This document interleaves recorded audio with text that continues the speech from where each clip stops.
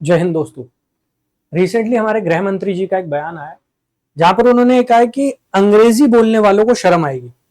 हम ऐसा समाज बना रहे हैं कि वो लोग जो इंग्लिश में बात करेंगे उनको शर्म आएगी। क्यों? क्योंकि हम हिंदी को प्रमोट करना चाह रहे हैं। हम देश की अपनी भाषाएं जो है उनको प्रमोट करना चाह रहे हैं और इसी वजह से जो इंग्लिश में बात किया करेगा उसको शर्म आएगी। चलिए, बहुत अच्छी बात है, क्योंकि भारत का संविधान भी ये कहता है कि हमें हिंदी भाषा को प्रमोट करना है। हमें हिंदी को एक कनेक्टिंग लैंग्वेज के तौर पर बढ़ावा देना है, जिससे नॉर्थ और साउथ के बीच जो डिवाइड है वो समाप्त हो जाए, वो खत्म हो जाए।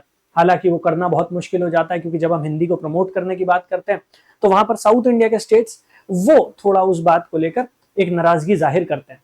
बहरहाल, अच्छी बात है कि हिंदी भाषा को प्रमोट किया जा रहा है और इंग्लिश बोलने में शर्म आएगी। हालांकि ऐसा नहीं होना चाहिए कि इंग्लिश बोलने में शर्म आए, क्योंकि इंग्लिश भी एक ग्लोबल लैंग्वेज है, एक कनेक्टिंग लैंग्वेज है, पूरी दुनिया को आपस में जोड़ती है और एक ग्लोबलाइज्ड वर्ल्ड में आपको इंग्लिश आना भी जरूरी हो जाता है। लेकिन इसका मतलब ये नहीं है कि अगर किसी को इंग्लिश नहीं आती तो उसके साथ डिस्क्रिमिनेशन हो।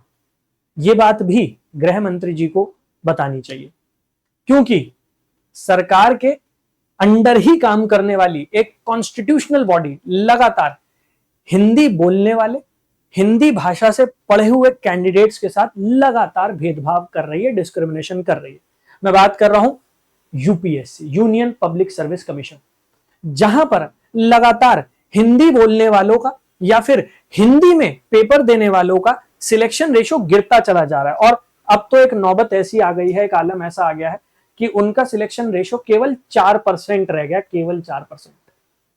2011 में एक चेंज लाया गया था यूपीएससी के पैटर्न में, जहां पर प्रीलिम्स में जो ऑप्शनल का रोल था उसको खत्म कर दिया गया था। आगे चलकर सीसैट इंट्रोड्यूस किया गया और तब से लेकर अभी तक यूपीएससी में हिंदी माध्यम के छात्रों का जो सिलेक्शन रेशियो वो गिरता चला जा रहा है। जहां 2011 की अगर मैं बात करूं तो 2011 में ये सिलेक्शन रेशियो लगभग 45% के आसपास था। आज अगर मैं बात करता हूं 2023 या 2024 के सिलेक्शन की, तो यहां पर ये गिरकर केवल 4% रह गया है। आप सोचिए, 1000 जो कैंडिडेट सिलेक्ट किए जा रहे हैं उसमें केवल 40 ऐसे कैंडिडेट होते हैं, ओनली 40 जो हिंदी बैकग्राउंड से आते हैं, जो हिंदी माध्यम से आते हैं। आज हिंदी का बच्चा तैयारी करते हुए घबराता है, डरता है, 10 बार तो ये सवाल पूछता है कि सर मैं हिंदी से तैयारी कर रहा हूं, मेरा सिलेक्शन होगा भी या नहीं होगा, क्योंकि हिंदी से तो सिलेक्शन हो ही नहीं रहे हैं। और वहीं पर यह कहा जा रहा है कि अंग्रेजी बोलने वालों को शर्म आएगी, एक ऐसा समाज बनाया जाएगा। मतलब हिंदी को प्रमोट किया जा रहा है। ये कैसा प्रमोशन है जहां पर केवल 4% पर सिलेक्शन रेशियो आ गया? और इसका सबसे बड़ा कारण क्या है? हम सबको पता है इसका सबसे बड़ा कारण, लेकिन बात करने में लोग घबराते इस वजह से क्योंकि यूपीएससी की बात हो रही है, और वो कारण है ट्रांसलेशन एरर्स। साल में एक बार यूपीएससी का एग्जाम होता है, एक बार प्रीलिम्स का एग्जाम होता है। पूरा साल यूपीएससी के पास है यूपीएससी प्रीलिम्स एग्जाम का क्वेश्चन पेपर बनाने के लिए, फ्रेम करने के लिए। पूरा साल, पूरे साल में जो क्वेश्चन यूपीएससी बनाती है उनका ट्रांसलेशन गूगल के जो ट्रांसलेटर्स हैं उनसे भी खराब होता है। मतलब अगर आप गूगल पर जाओगे, गूगल पर अगर आप किसी स्टेटमेंट को ट्रांसलेट करोगे, उससे भी खराब ट्रांसलेशन आपको यूपीएससी में देखने को मिल जाता है। एक इतनी बड़ी बॉडी, एक कॉन्स्टिट्यूशनल बॉडी जो इंडिया का स्टील फ्रेमवर्क सिलेक्ट करने के लिए रिस्पॉन्सिबल है, वो हिंदी का क्वेश्चन पेपर तक ढंग से सेट नहीं कर पा रही। ट्रांसलेशन में इतनी गड़बड़ियां, इतनी गलतियां, पूरा का पूरा स्टेटमेंट का मीनिंग बदल जाता है। लेकिन उस पर बात तो होगी नहीं। हाँ, आज से 10 साल पहले एक आध बार आंदोलन हो गया होगा, लेकिन उसके बाद से तो सब शांत बैठे हैं। सफर कौन कर रहा है? सफर कर रहा है वो हिंदी माध्यम का छात्र, जिसका सिलेक्शन रेशियो 4% पर आ गया। तो आप या तो ये कह दीजिए कि उसका जो पढ़ने का तरीका है वो गलत है, उसमें मेहनत करने का उतना जज्बा नहीं है जितना इंग्लिश लैंग्वेज वाले कर रहे हैं, या तो ये कारण है, या फिर ये एक्सेप्ट करना चाहिए कि ये ट्रांसलेशन एरर की वजह से बच्चे अटेम्प्ट पे अटेम्प्ट खोते चले जा रहे हैं और उसको लेकर कोई बात नहीं हो रही है। लेकिन शायद अब समय आ गया है उस बदलाव का, यूपीएससी के अंदर उस चेंज का। और इस बदलाव की जो शुरुआत हो रही है वो इस डिमांड से हो रही है कि सबसे पहले यूपीएससी प्रीलिम्स की आंसर की को समय से रिलीज करे। जो रिलीज करने में वो बार बार बचती है। क्यों बचती है यूपीएससी? ऐसा क्या कारण है?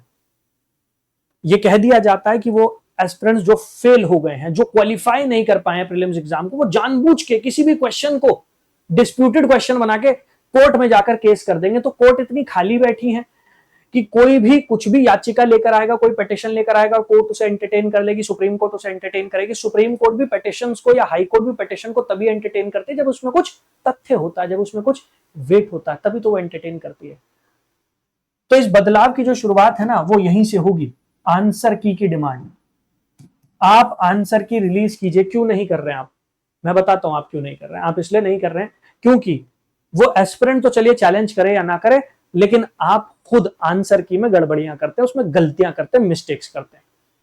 लास्ट ईयर आंसर की आई है, दुनिया भर को पता है कि आपने कॉन्स्टिट्यूशन पर बेस्ड क्वेश्चन का भी आंसर गलत दिया है। इसके साथ साथ 3 क्वेश्चन आपने ड्रॉप कर दिए। आप नहीं चाहते कि वो क्वेश्चन किसी को पता लगे कि कौन से क्वेश्चन ड्रॉप किए जा रहे हैं, वो बाद में पता लगे जब पूरा का पूरा सिलेक्शन प्रोसीजर खत्म हो गया। क्योंकि उसके बाद अगर कोई सुप्रीम कोर्ट को अप्रोच भी करेगा तो सुप्रीम कोर्ट बोलेगी कि भाई सिलेक्शन प्रोसीजर पूरा हो गया, टॉपर्स अनाउंस हो गए, अब तो अगले साल ऐसा हो सकता है। अगले साल सब कुछ भूल जाते हैं लोग। तो ये बदलाव की जो शुरुआत है ना वो यहीं से होगी। सब मिलकर जब तक आंसर की डिमांड नहीं करेंगे तब तक कोई भी चेंज नहीं आ सकता। ये एक कॉमन डिमांड होनी चाहिए, ये एक कॉमन थ्रेड होनी चाहिए जो आप सबको एक साथ बांध सके। सब मिलकर डिमांड कीजिए। इनफैक्ट आज से वो प्रोटेस्ट शुरू भी हो रहा है। आप में से जो भी दिल्ली में है, दिल्ली के आसपास है, आप 5 बजे ओल्ड राजेंद्र नगर जा सकते हैं, उस प्रोटेस्ट में हिस्सा ले सकते हैं आप लोग। अगर नहीं भी जा पा रहे हैं, आप ऑनलाइन पिटिशंस है, ऑनलाइन ग्रुप्स बने हैं, वहां पर अपना सपोर्ट एक्सटेंड कीजिए। This has to be your demand. दूसरी demand, translation errors. Translation errors को खत्म कीजिए। अगर आपको ट्रांसलेटर्स की जरूरत है तो हमें बताइए, मुझे बताइए आप, मैं आपको स्टूडेंट्स दूंगा। ये स्टूडेंट्स वैसे यूपीएससी की तैयारी कर रहे हैं, इनको भी मॉनिटरी हेल्प मिल जाएगी और आपका भी ट्रांसलेशन हो जाएगा। अगर आपको ट्रांसलेशन में इतनी गड़बड़ियां लग रही हैं, इतनी मिस्टेक्स आ रही हैं, बहुत सारे एस्पिरेंट्स ऐसे हैं जो बेचारे तैयारी से बाहर ही हो चुके होंगे, उनको जॉब ऑफर कर दो आप इस बहाने, ट्रांसलेटर ही रख लो अगर आपके अपने ट्रांसलेटर ढंग से ट्रांसलेट नहीं कर पा रहे।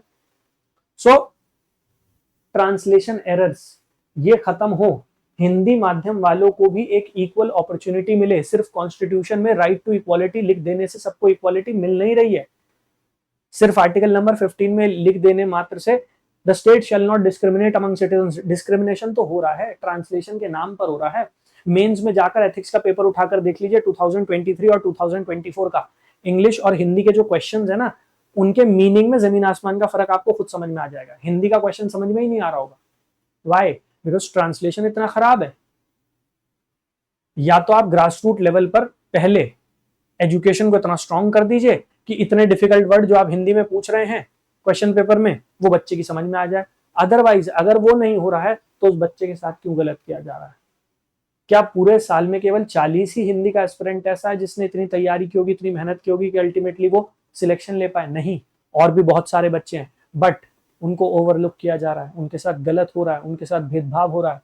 वो कब रियलाइज करेंगे? हम करना पड़ेगा रियलाइज।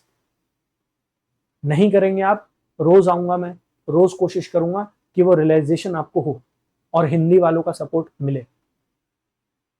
एक कॉमन डिमांड है, आंसर की रिलीज करवाइए। जब तक आप एक मास मूवमेंट बिल्ड नहीं करेंगे, जब तक आप एक साथ नहीं आएंगे, तब तक वो डिमांड कमजोर रह जाएगी और धीरे धीरे करके ये इशू डाई आउट कर जाएगा।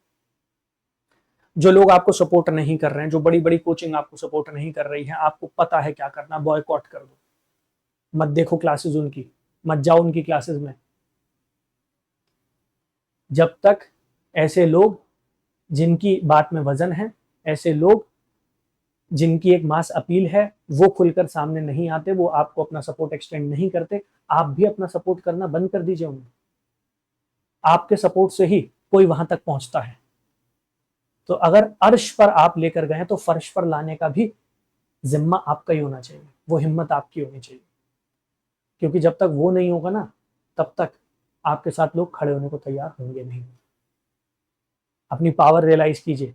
अगर एक स्टेट पीसीएस के एग्जाम के एस्पिरेंट प्रोटेस्ट करके अपनी बात मनवा सकते हैं, तो आप तो फिर भी यूपीएससी एस्पिरेंट है। It's a nation wide exam, एक नेशनल लेवल का एग्जाम है। You can do it, but वो कलेक्टिवली ही होगा, वो मिलकर ही होगा। Remember that. कोई भी आपको मदद चाहिए, कोई भी आपको हेल्प चाहिए, वीडियो के नीचे कमेंट कर दीजिएगा। मुझसे जितनी मदद हो सकेगी, जितनी हेल्प हो सकेगी, मैं उतनी करने की कोशिश तो डेली बेसिस पे करूंगा।